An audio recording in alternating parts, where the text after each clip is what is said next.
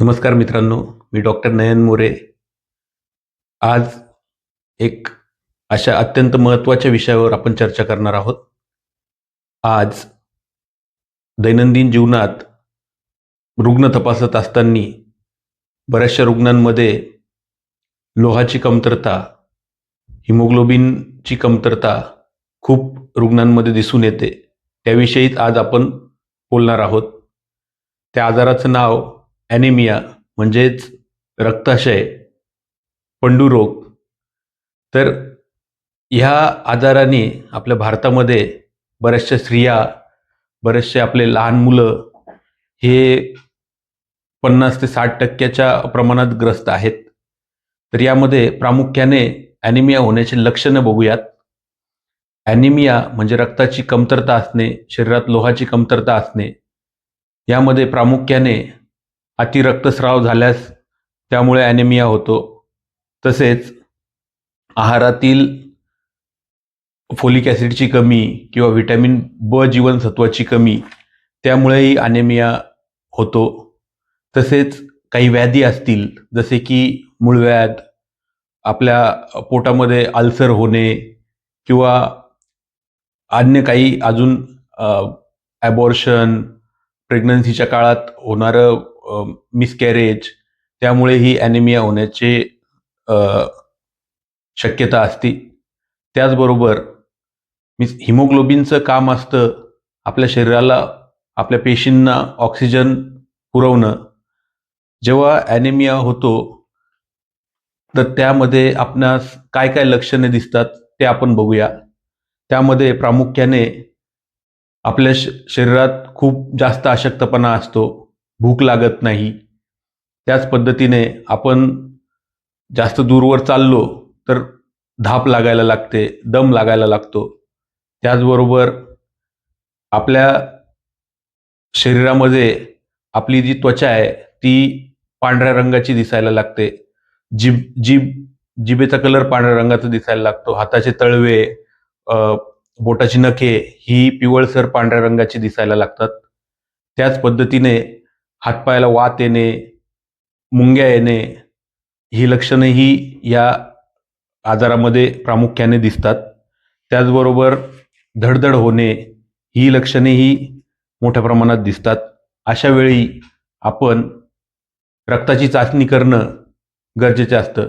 तर रक्ताची चाचणी कोणती करावी? तर यामध्ये डेली रुटीनमध्ये आपण CBC, कंप्लीट ब्लड काउंट ही प्रामुख्याने टेस्ट करत असतो.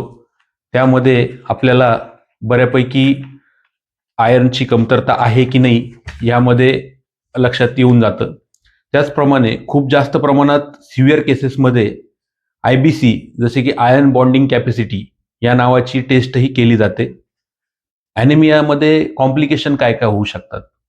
तर ॲनिमियामध्ये प्रेग्नन्सीमध्ये गरोदरपणात लोहाची जास्त प्रमाणात आवश्यकता असते आणि गरोदर माता कधी-कधी ते लोह जेवढ्या प्रमाणात पाहिजे तेवढ्या प्रमाणात घेत नाहीत. त्यामुळे प्रीटर्म लेबर होणं, मीन्स 7व्या महिन्यातच बाळ जन्माला येणं असंही होतं. तसेच सुरुवातीच्या 2-3 आठवड्यातच मिसकॅरेज होणं, गर्भपात होणं, ॲबॉर्शन होणं ह्या गोष्टीही घडतात.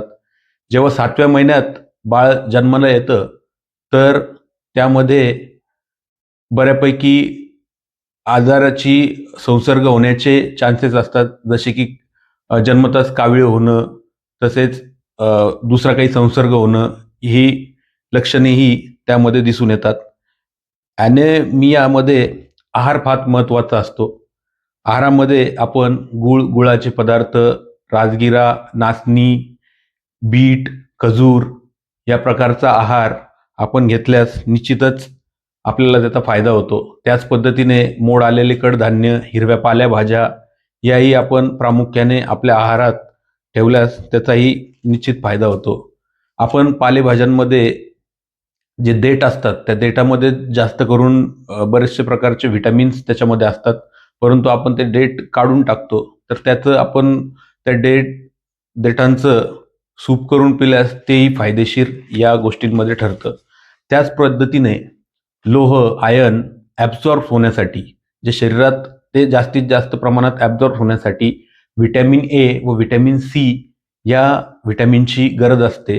व ते व्हिटॅमिन आपल्याला बऱ्यापैकी गाजर, पपई, आंबा, संत्रे, मोसंबी या फळांमधून, आवळा या फळांमधून बऱ्यापैकी भेटतात. तर आपण त्या पद्धतीने आहार संतुलित ठेवला तर निश्चितच आपण ह्या ॲनेमिया, जे रक्त कमी असणं शरीरात, त्यापासून आपण वाचू शकतो. आता यामध्ये उपचारामध्ये आपण काय करायला हवं? तर माइल्ड केसेसमध्ये जसं की 10-11च्या दरम्यान तुमचं हिमोग्लोबिन असेल, तर त्यामध्ये डॉक्टर आपल्याला लोहाच्या गोळ्या देतात. तर त्या लोहाच्या गोळ्यांबरोबर आपण ते जर लिंबू पाणी बरोबर ती लोहाची गोळी घेतली, तर त्याचं ॲब्झॉर्प्शन व्हायलाही बऱ्यापैकी मदत होते. त्याच पद्धतीने सिव्हिअर केसेसमध्ये, काही केसेसमध्ये आपल्याला इंजेक्शन्स द्यावे लागतात. ते इंजेक्शन घेतल्यानंतर बऱ्यापैकी रक्ताची वाढ होते. परंतु काही सिव्हिअर केसेसमध्ये, जसे की रक्त 6 किंवा 7 पॉईंटच्या खाली असेल, तर त्यामध्ये ब्लड ट्रान्सफ्युजनचीही गरज पडते. तर ब्लड ट्रान्सफ्युजन केल्यानंतर आपण त्या पद्धतीने त्या पेशंटला ठीक करू शकतो. परंतु आता बरेचसे आपल्या धर्मामध्ये, हिंदू धर्मामध्ये झालं, मुस्लिम धर्मामध्ये झालं, तर आपले सण, त्यामध्ये बऱ्याचशा स्त्रिया किंवा आपले पुरुष सगळेच मंडळी उपवास करतात. तर उपवास करण्याबाबतीत मी काही म्हणणार नाही, परंतु उपवासाच्या काळात आपण ज्या पदार्थांमध्ये लोहाचं प्रमाण जास्त आहे, ते पदार्थ जर आपण आहारात घेतले, तर बऱ्यापैकी आपल्याला फायदा होऊ शकतो. कारण की आपण उपवास करतो. उपवास केल्यानंतर आपण जास्त काही खात नाही. त्यामधून मग लोहाची कमतरता होण्याची शक्यता असते. नवरात्री उत्सवात झालं, रमजान ईदमध्ये झालं, यामध्ये बरेचसे लोक उपवास करतात. तर त्यामध्ये आपण त्या पद्धतीने आहार घेतल्यास बऱ्यापैकी फायदा होतो. त्याच पद्धतीने एक आपण वर्षातून एकदा तरी आपलं CBC, जे कंप्लीट ब्लड काउंट, ही टेस्ट आपण करून घेतली पाहिजे. जेणेकरून आपल्या शरीरात लोहाची कमतरता किती प्रमाणात आहे ते आपल्याला लक्षात येतं व त्या लोहाच्या कमतरतेमुळे दुसरे आजार होण्याचे शक्यता असती, तर ते आपण टाळू शकतो व आपण निरोगी राहू शकतो. त्याच पद्धतीने ॲनेमिया ही कमतरता भरून येण्याकरता बऱ्याच आजारापासून आपला बचाव होऊ शकतो. तर मित्रांनो, आपण आज ॲनेमियाविषयी माहिती घेतली. याबद्दल अशाच आरोग्यदायी उपयुक्त माहितीसाठी आपण माझ्या चॅनलला सबस्क्राईब करा आणि अशीच माहिती घेत राहा. धन्यवाद. Thank you.